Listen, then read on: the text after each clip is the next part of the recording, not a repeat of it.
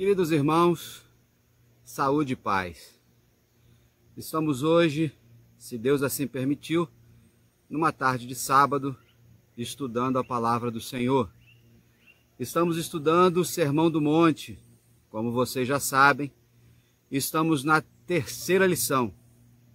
Já trabalhamos no início as bem-aventuranças, trabalhamos a segunda lição, a diferença que o cristão faz sobre ser sal e luz na terra. E hoje nós vamos trabalhar a terceira, que fala sobre Cristo, a lei e o ódio. Invadi aqui o pasto de um vizinho e vim para um monte. À minha frente aqui tem um morro bem íngreme e atrás de mim vocês veem aqui outra propriedade, algumas plantações, uma pequena estradinha. E hoje o cenário vai ser esse.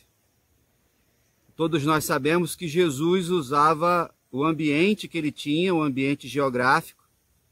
E como eu sempre falo para vocês, Jerusalém e as regiões em volta pareciam a Minas Gerais da vida. E aí Jesus, quando vai para o Sermão do Monte, ou iniciar os seus ensinamentos no monte, ele então, no caminhar, ele sentava junto com o seu povo.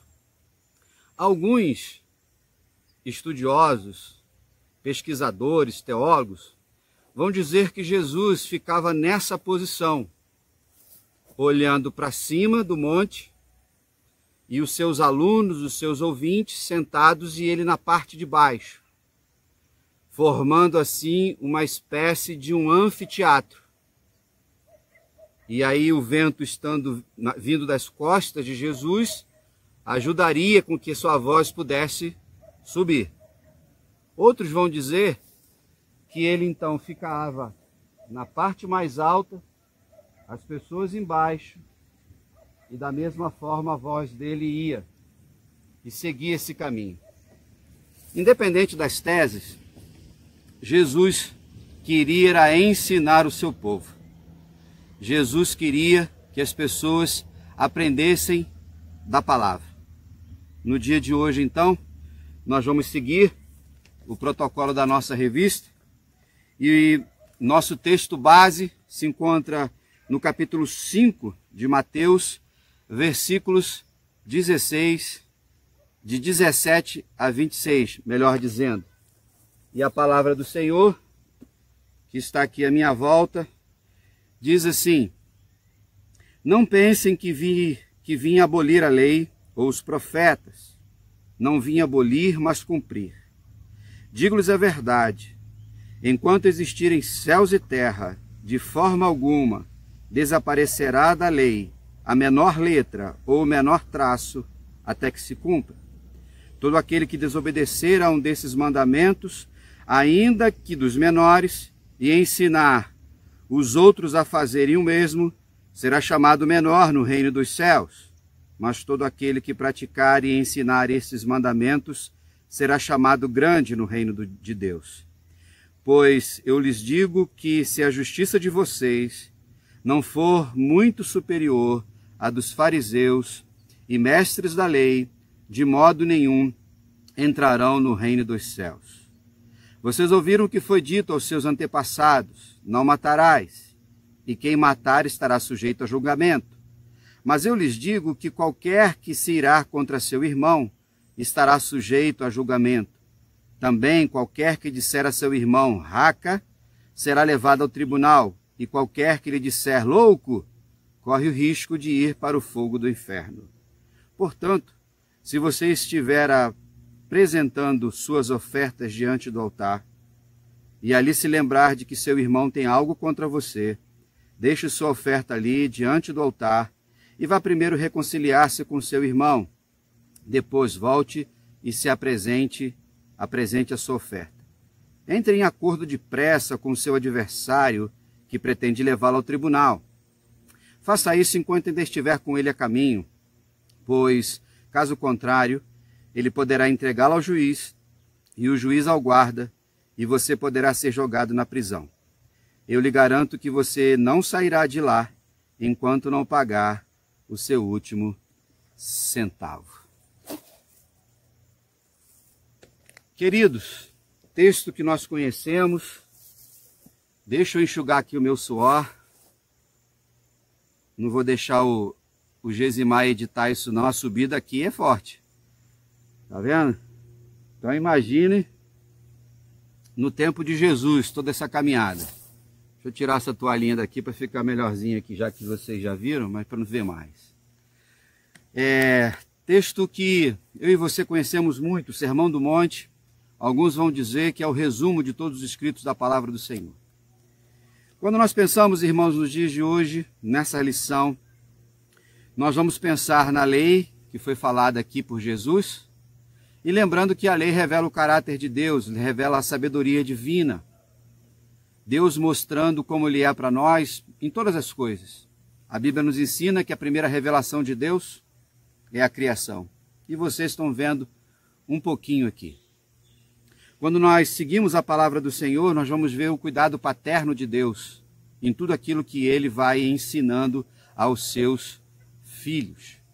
Nesse caminhar, então, irmãos, Jesus como se estivesse prescrevendo conselhos que são importantes, caminhos que não levariam à salvação. Vale refletir sobre isso. A salvação é um ato soberano de Deus. Qualquer pessoa, e principalmente nós os cristãos, aqueles que Jesus estava no monte ensinando. E aí essas palavras ajudavam com que os seus ouvintes, eles não se desviassem do caminho.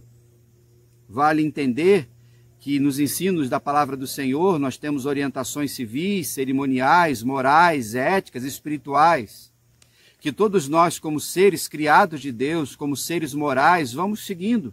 E Jesus trabalha aqui de coisas basilares para todos nós.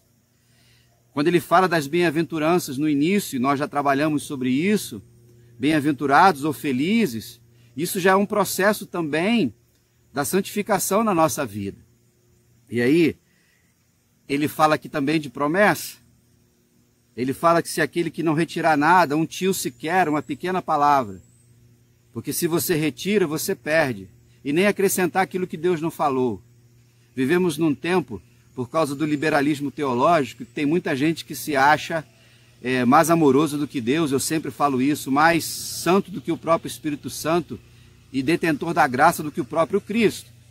Quando ficam amenizando situações, abrindo brechas ou porteiras muito largas, enquanto Jesus disse que o caminho ele é estreito.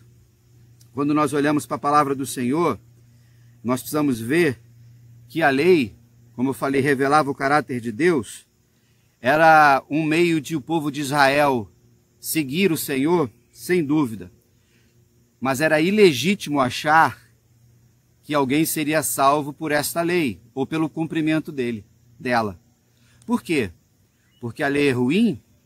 De forma nenhuma.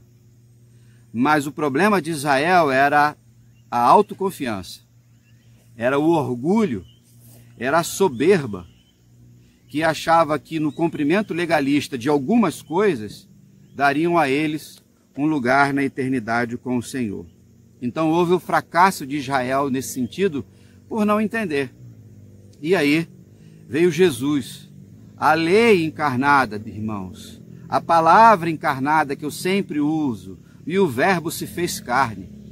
Então ele vai dizer que ele não veio para abrogar, ele não veio para derrubar, ele não veio para rasgar lei nenhuma. Ele veio para mostrar como é que funciona. E através da vida dele, ele fez isso.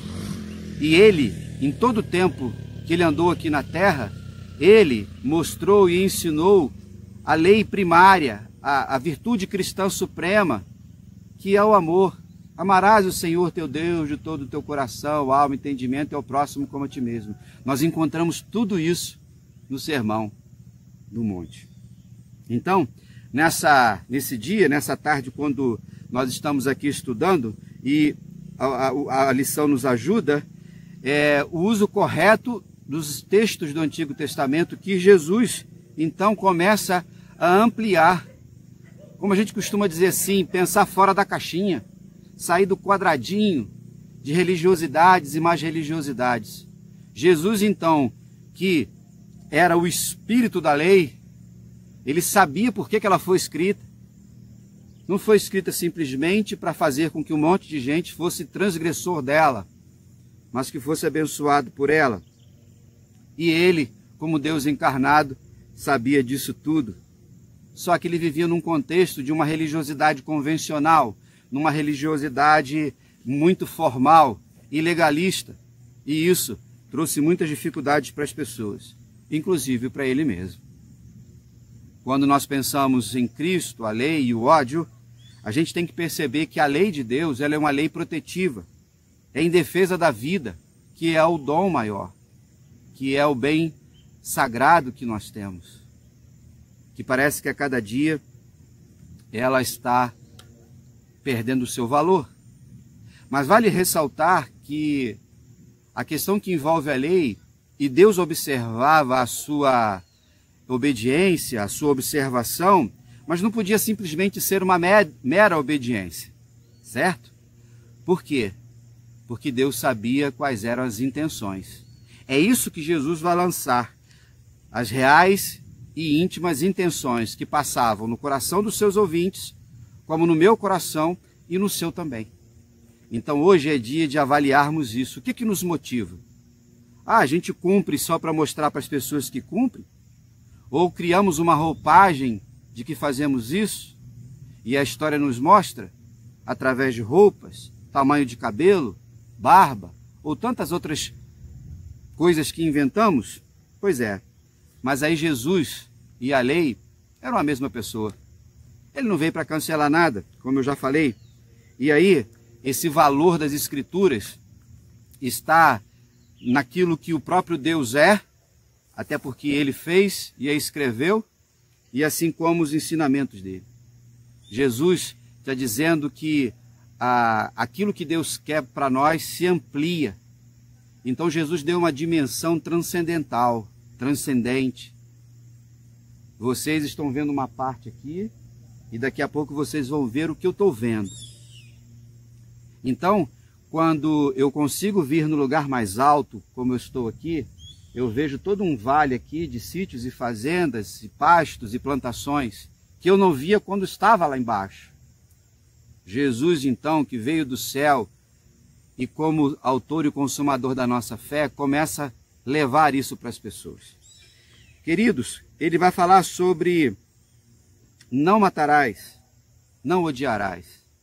É a lente de Cristo Jesus, dos estudos, da observância, baseada na nova aliança em Cristo. Sempre lembrando aos irmãos que Jesus é a chave hermenêutica da interpretação de toda a palavra do Senhor. E nele nós vemos a verdade, porque ele é a verdade. Quando ele fala de não matarás, a gente sabia, e o Decálogo, os 10 mandamentos falam sobre isso, a lei nos dias de hoje fala sobre matar, assassinar, mas Jesus vai além do ato, ele vai anterior ao ato. Ou seja, porque na hora que a pessoa mata alguém, ela pensou naquilo, em alguns momentos premeditou de forma terrível e destruiu uma vida. Nós podemos destruir vidas matando uma pessoa. Eu nunca vivi isso, espero nunca viver. Mas muitas vezes sentimentos querem vir ao nosso coração da nossa natureza pecaminosa, e aí a gente faz o quê? Pode desejar o mal para as pessoas. Que isso, pastor? Todos nós passamos por isso. Vivemos no mundo da tecnologia, e vocês têm visto aí como as fake news têm matado gente, têm matado reputações, têm inventado histórias, fofocas, destruído casamentos, negócios, trabalhos. No ambiente político, então, nem se fala. Quantas pessoas matam uns aos outros com as suas palavras de acordo com seus interesses e intenções. As pessoas escrevem, depois tem que se explicar, e aí contam as histórias e mais histórias. Mas Deus, que é o nosso Criador, conhece todas as nossas motivações. Aleluia por isso, que Ele sabe de tudo isso para o nosso bem. Quando nós seguimos nos ensinamentos de Jesus, e Ele fala das intenções que são tão pecaminosas, nós precisamos tomar cuidado, porque quando existe o ato violento, Antes dele, existem sentimentos muito violentos. E aí, a gente precisa buscar e entender. Todos nós estamos acompanhando, queridos, nesses últimos 10 dias, os protestos nos Estados Unidos contra o racismo, quando George Floyd, um homem negro, afrodescendente, foi morto covardemente por um policial branco, quando ele era suspeito, foi algemado, e nós vimos o joelho daquele policial que durante 7 minutos asfixiou aquele homem e ele veio a falecer. A gente tem visto os protestos nos Estados Unidos e visto como tem pessoas que têm ódio no seu coração. Mesmo que aquele policial não fosse branco, fosse negro também, e fizesse aquilo com outro cidadão, a questão aqui não é a tonalidade da nossa pele. A questão aqui é sermos gente, sermos seres humanos. Estamos em pleno século XXI e pessoas se acham melhores do que as outras por causa de roupa, endereço, salário, carro que anda. Homens se acham melhores que mulheres, mulheres se acham melhores do que homens. Alguns religiosos se acham melhores do que outros. E Jesus estava nesse contexto. Nos dias de hoje, quando nós pensamos em matar as pessoas, quando nós pensamos em ódio, ele fala sobre encolerizar, que envolve a agressão. Ele cita aqui uma palavra em aramaico. Jesus falava em aramaico, ele não falava hebraico, e muito menos o grego, né? O texto bíblico foi escrito em grego. Então esse raca aqui, você leu a sua lição, é uma ofensa, dizendo assim: ô seu cabeça oca, que o autor diz aqui, seu tolo. Mas poderíamos ir além. Quando pessoas chamam a outra de burra, não é isso? Quando as outras pessoas querem humilhar os outros e usam de vários adjetivos, Jesus está falando sobre isso. Jesus está falando no nascedouro, na fonte do ódio, que é pecado. Então, ele trata isso conosco e ele está dizendo o seguinte: o insulto também é pecado. Ofender, inventar mentiras, ou simplesmente achar que o outro está no patamar mais baixo, como eu estou agora, você me vendo nesse momento. Irmãos, nós precisamos tomar cuidado, porque nesse nascedouro pode gerar uma ação. E lá na frente do sermão, do Sermão do Monte, tem outros ensinamentos importantes. O desprezo é pecado. Às vezes, nós somos desprezados pelas pessoas. Talvez você esteja sendo desprezado nesse momento. Mas lembre-se que Deus não te despreza. Talvez você esteja desprezando alguém por algum motivo. Talvez você esteja até com a razão. Talvez seja um tempo de se afastar. Mas não deixe que isso dure muito tempo diante do que significa o reino de Deus. Haja com sabedoria, com inteligência e com esperança. Jesus fala sobre reconciliar-se. Jesus fala de buscarmos da melhor forma possível nos relacionarmos com as pessoas. Algumas são mais fáceis do que as outras. Às vezes nós não matamos essas pessoas de forma real, mas de forma virtual. Qual é a frase que se diz? Fulano de tal morreu para mim. A gente sabe que você não a matou literalmente, mas você tirou o nome dela da sua agenda. Nos dias de hoje da tecnologia, você bloqueou essa pessoa ou tirou da sua lista de favoritos. Irmãos, o desafio é grande? Ele é diário. Não podemos ser hipócritas em achar que é algo diferente. Precisamos buscar e fazer a vontade do Senhor em todo o tempo. Um dia de cada vez. Nunca contamos tanto tempo como agora estamos fazendo, nesse período de pandemia. Precisamos, e com isso, reorganizando a nossa vida. Quando o autor fala assim que nós não devemos tomar cuidado com a ira ou com a cólera, precisamos. A Bíblia diz que nós podemos nos irar, mas não pecarmos quando não deixarmos que o sol se ponha sobre a nossa cabeça. O significa o seguinte, é perdurar, é que o tempo vá passando. Então a nossa ira, faz parte da nossa natureza, faz parte. Mas como diz aqui o autor, quando nós temos uma vida equilibrada em Cristo Jesus, podemos nos irar, mas isso demora a acontecer. Às vezes nós vamos empurrando, tolerando uma situação por muito tempo e parece que em algum momento vem a última gota que faz o copo transbordar. Nós então nos iramos. Não é pecado, segundo a Bíblia. E precisamos, muitas vezes, para que tanto haja um despertamento em mim como naquela outra pessoa. No entanto, essa ira tem que acabar rápido. Aí a gente tem o paradoxo de demorar para acontecer e rápido para acabar. E aí? Como é que você está? Talvez nessa pandemia a sua paciência tenha sido testada nesse período. Quando nós caminhamos e vamos nos conhecendo nesse exercício de autoconhecimento que somos ensinados pela palavra, eu e você vamos amadurecendo, eu e você vamos dominando os nossos sentimentos, até porque o Espírito Santo é que nos ensina tudo isso. Através de quê? Da mansidão e do domínio próprio. Quando nós pensamos, irmãos, nessa sequência de ensinos de Jesus no Sermão do Monte, primeiro ele fala sobre as bem-aventuranças, depois ele fala de buscar a essência da nossa vida, sermos abençoados e abençoarmos as pessoas, sermos sal e luz da terra. E aí, quando Jesus vai entrando por esse pedaço do sermão, ele vai ensinando detalhes, maneiras da gente ir seguindo numa estratégia progressiva. Tudo tem uma maneira. Para subir aqui, e é bem alto, vocês estão vendo daí, eu não subi em reta, como vocês estão vendo atrás de mim. Eu vim em zigue-zague, pegando até o caminho das vacas.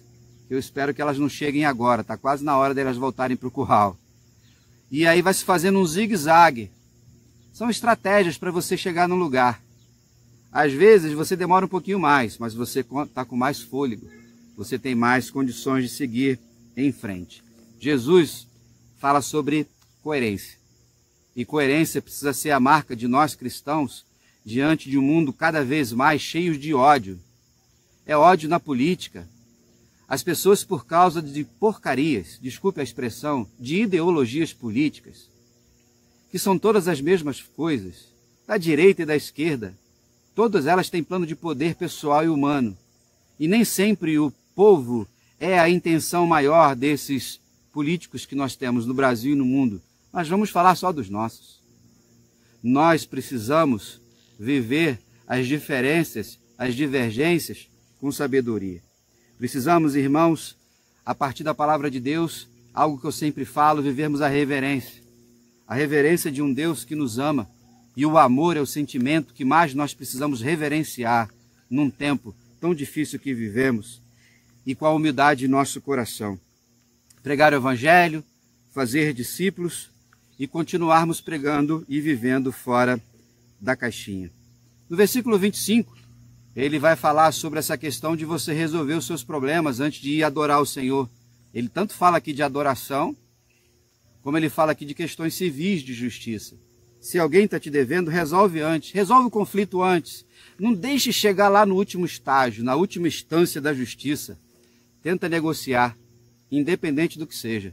Talvez seja uma situação financeira, jurídica que você esteja vivendo, uma questão relacional dentro da sua casa. Quantas vezes tem pessoas que vêm no gabinete, queridos, casais, para buscar ajuda ao pastor, já comunicando assim, pastor, minha esposa e eu já estamos nos divorciando. Como assim? Nós já decidimos. Mas em nenhum momento buscou a ajuda do pastor quando algumas coisas começaram lá na frente, ou lá atrás. Nós precisamos, a exemplo de Jesus, trabalharmos isso com prudência.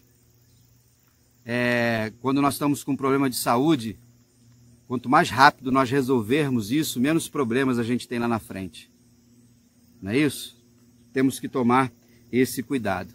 Faça acordo com quem precisa fazer nesse momento, para que você não tenha dificuldade lá. Quando nós pensamos na vida cristã e na transparência, quando você pega um copo de vidro e coloca uma água límpida ali, insípida, você vê do outro lado. Quando o vidro está limpinho, você vê do outro lado, é transparente. As pessoas precisam ver Jesus em nós. E por isso nós precisamos estar limpos de coração, como nos ensinou o Senhor. Meus irmãos, o desafio é grande? Ele é grande, para mim e para você, todos os dias. E nós não podemos parar de subir o monte ou descer o monte. A gente tem que ficar sempre vivendo em verdade. Vamos continuar nesse propósito em nome de Jesus, ok? Bem, queridos irmãos, estamos finalizando a nossa reflexão de hoje. Agora fiquei na parte de cima e vocês na parte de baixo. Tá vendo aí? Mais um subidão que tem pela frente? Pois é, a vida é feita de altos e baixos, de montes, e agora eu estou vendo o vale todo à minha frente. E na lição de hoje, Jesus nos ensina a cultivar em nosso coração aquilo que é o oposto do ódio, que é o amor e a graça de Deus. Como eu falei, muitos discursos de ódio, violência. Lembra aí do jovem João Pedro, que há 2 semanas foi assassinado pela polícia militar lá em São Gonçalo, dentro da sua casa, brincando na sua sala. Muita violência, infelizmente. Temos visto o racismo que cresce, uma política que alguns dizem que são permeadas por princípios e valores cristãos, mas a gente não vê isso na palavra dos nossos representantes cristãos, ou chamados evangélicos, a bancada evangélica. Nós temos que tomar cuidado com a religiosidade, porque ela sempre existiu, e eu e você podemos ser mantenedores dela. Hoje é um dia da gente refletir e pensar que tudo pode melhorar na minha vida e na sua vida também. As camuflagens, as máscaras, sempre fizeram parte da história da humanidade, quando as pessoas querem ser aquilo que não são. Hoje usamos máscaras para nos proteger de um mal maior. Na vida cristã, temos que tirar as máscaras para não vivermos um mal maior. E aí, o autor fala aqui para nós tomarmos cuidado de não sermos crísticos. Uma mistura de cristão com crítico. É o religioso que diz que ama Jesus, que conhece a Bíblia, mas ele é opiniático, ele é crítico em tudo, ele é um legalista, ele está sempre apontando o dedo para as pessoas, esquecendo de que tudo que eu e você temos e somos é pela graça do Senhor. E nessa tarde de sábado, que você está estudando a palavra do Senhor, está vendo um pouquinho aqui da criação de Deus, mesmo virtualmente. Está começando a chover nesse momento, uma chuvinha gostosa, que vem refrescar o dia, tem estado muito seco. E no ciclo da criação de Deus, tudo funciona de forma perfeita. Jesus vai dizer, então, que a nossa justiça tem que exceder e muito dos escribas e fariseus. Porque aí a gente vai glorificando o nome do Senhor, a gente vai tomando atitudes importantes para a minha vida e para a sua, e fazendo com que o nome de Jesus fique firme na pregação, seja observado por todas as pessoas. Deus te abençoe e até a próxima Escola Bíblica Sabática, se assim nosso Deus permitir. Até lá, fique na paz.